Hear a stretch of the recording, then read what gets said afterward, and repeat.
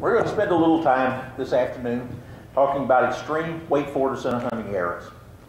What they are, what EFOC does for your error's performance, how it's measured, how to build them, and how to tune them. Now, as we start today, I want each of you just to ask yourself 2 questions, and you keep those questions and answers in mind as we go through the presentation. How many times have you heard of a bow hunter losing a big game animal because their arrow penetrated too much? And how many times have you heard of a bow hunter losing a big game animal because the arrow didn't penetrate enough? So just keep those 2 things in mind. Before we start into EFOC, just a quick look at the penetration enhancing factors from the study in their overall order of importance. And this is when you take all the shots together. And you can see that error FOC comes in 3rd among all of the important factors that determine what the penetration error is going to be. But it is important to realize that these factors are dynamic. You take something like error mass above the heavy bone threshold.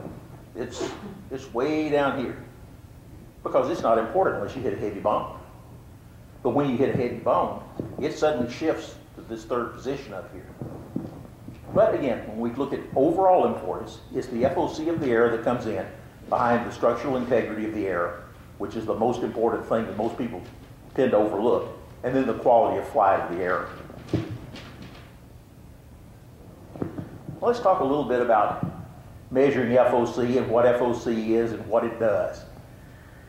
Now, there are 2 basic methods that are widely used for measuring the FOC. One is the Amo Standard Method.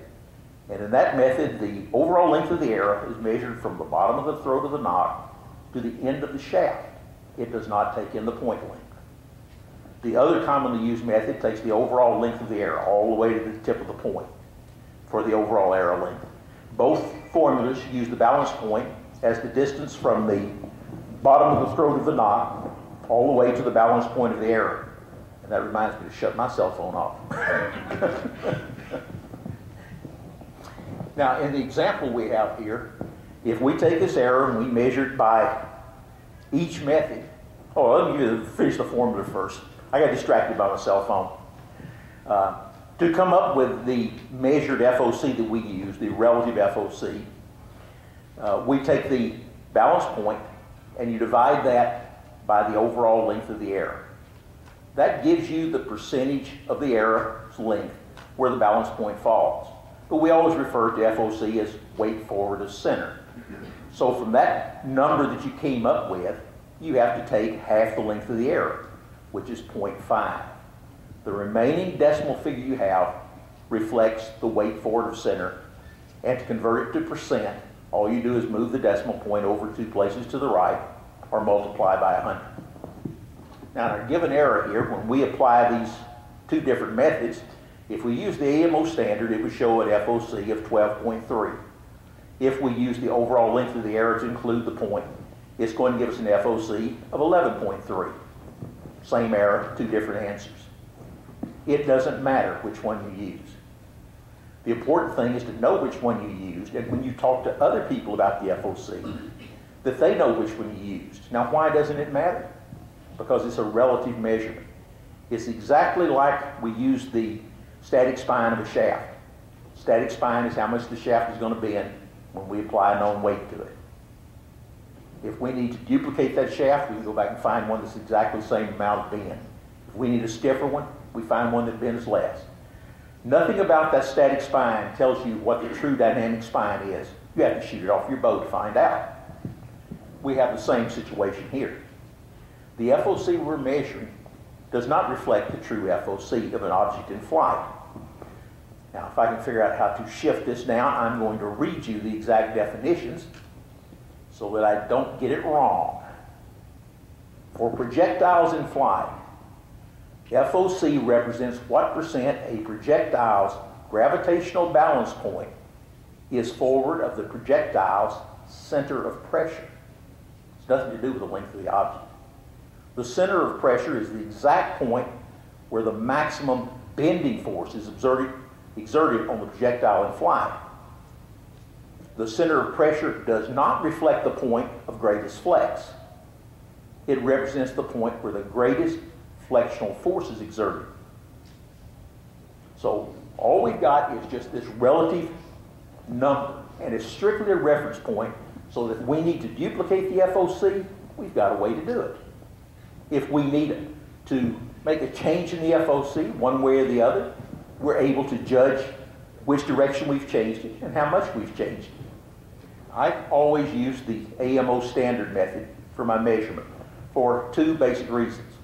First, it's the standard. And the second is that when I'm using the Amo Standard Method and I have a field point and a broadhead of the same weight, you come up with the same FOC. If you use the other method, taking the overall length, you're going to have a field point and a broadhead of the same weight, yet two different measured relative FOCs. To me, that just adds a layer of confusion to a subject that most people are already confused about. So I don't see any point in doing it that way. Now, one thing to remember when we're talking about FOC, its centers of pressure and so forth, remember that an arrow is still flying during penetration. All that's changed is the density of the medium that it's flying through. This picture here is of a native in Papua New Guinea, and he's up there for a reason. EFOC, ultra EFOC arrows are nothing new. They go back centuries. Most of the Chinese and Japanese arrows from thousands of years ago are EFOC arrows. Many of the medieval war arrows are EFOC arrows. This particular tribe uses arrows that have very high FOC and historically have. I had the opportunity to examine different sets of equipment that they use, one from pre-World War II era and one from today. Now these are the pre-World War II arrows, and they're made from a very dense hardwood point. And you can see the shafts back here are fairly slender. They're not much larger in diameter than the shafts we would typically use today. As a matter of fact, I'd say they're very close to 11/32 each shaft, something in that order. These are the pre-World War II bows. They're beautifully made of black palm, 5.5 feet long, and as near as I could tell by just flexing and sliding for the floor tiller, because they're rather rare and I wasn't allowed to string them up, I would guess that they're in the 80-pound range. But these bows would not look out of place if you saw one of our contemporary primitive archers out at the range shooting it.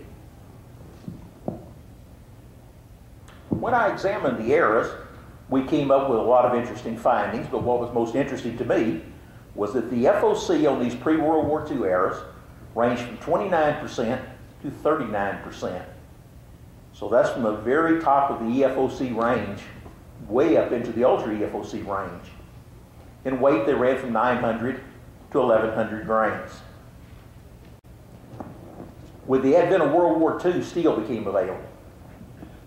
And this is the type of arrow that they started using after World War II and what is still in use today. Now, they may look like miniature spears, but those are arrows. These 5 arrows belong to the individual in the first photo. And you can see that each arrow is somewhat different from the others. And you also see that the shafts are much larger than the pre-World War II shafts. Matter of fact, they're about the diameter of my thumb. Now, when we measured these arrows out, we came up with these findings. And the FOC here is all in the ultra EFOC range, from 32 to 42%. And the arrows range from 1,700 grains to 4,000 grains. And here he is now in his normal dress. And this is his bow. That's a crocodile arrow he's holding there. This is the type of bow that is now in use ever since World War II. Totally different from the pre-World War II bow. It's about 7.5 feet long. Also pulls somewhere in the 80-pound range, between 80 and 90 pounds. And you'll notice it's about 3 inches wide at the grip. Now, it's my conjecture that when they started getting steel points, even by going to the heavy shafts, they couldn't get a shaft that was stiff enough to be able to shoot those massive points off of their bows that they had been using. So in order to get the arrow to tune, they had to redesign their bow and go to a bow that's much wider, which moves the arrow further from the center line of the bow, allowing a weaker shaft to tune. And when I say tune, you noticed each arrow was different. They tune each arrow individually using a process not unlike what I use today to tune my FOC arrows, my high FOC arrows. So I am sure somewhere in the early days post-World War II, they tried making arrows with smaller steel points. And obviously there was enough performance difference on the game between those little points and the massive points that they use now that it made it worthwhile for them to totally change their bow hunting culture, change the whole design of their bow in order to be able to use these heavier steel point arrows. Now here he is out here showing you his shooting form. That's not the reason it's here. If you look back here, that's a herd of roosa deer. The roosa deer and feral pigs form the bulk of the protein the tribe consumes. And these roosa deer live out on the bald floodplains in the wide open spaces. They're hard hunted.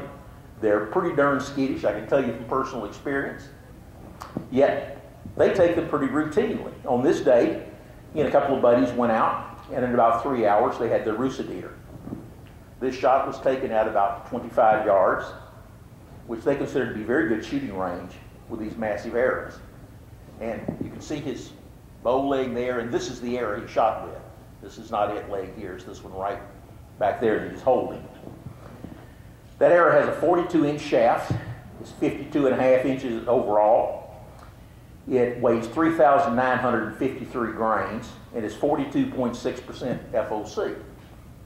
And when queried about why he chose that out of his selection of 5 hunting arrows that he has to use, the answer is real simple.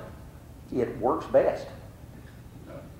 So remember these natives, these primitive hunters in New Guinea. Next time someone tells you a 600, 700, 800, 900 grain arrow is just too heavy to hunt with, I'll put their success rate up against any modern bow hunters I've ever met. They're phenomenal in this bald open plains. They stalk them just the same techniques we would use. They're just better at it.